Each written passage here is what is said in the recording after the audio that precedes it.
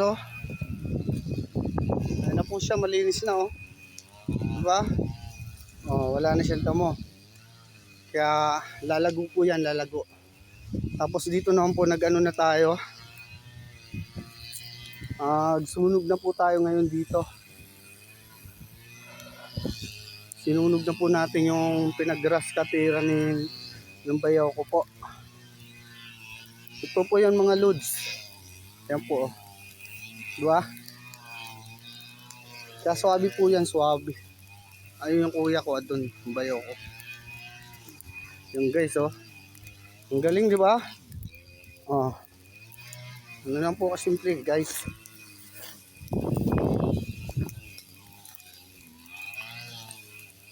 Tapos ito guys, sindihan din po natin to. Ayan.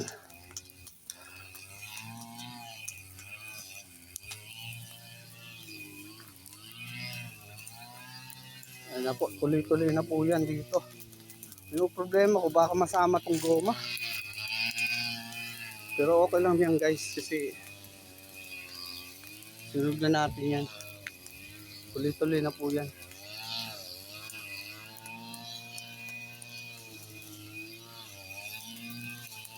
Ang ano ko, baka masama tong yung gilid. Hanggang dyan pa po yan guys, yung ano nitong farm na to. 1 point, ano pala po ito, 1.5. 1.5 po ito. Bali po binakuran lang to kasi yung pangkonsumo dito na lang kumukuha, tanim-tanim.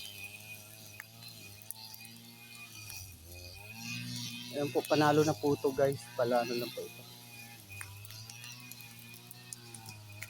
Tapos ito po, may papaya tayo dito. Ayan, pag nausukan tong papaya, surbol to.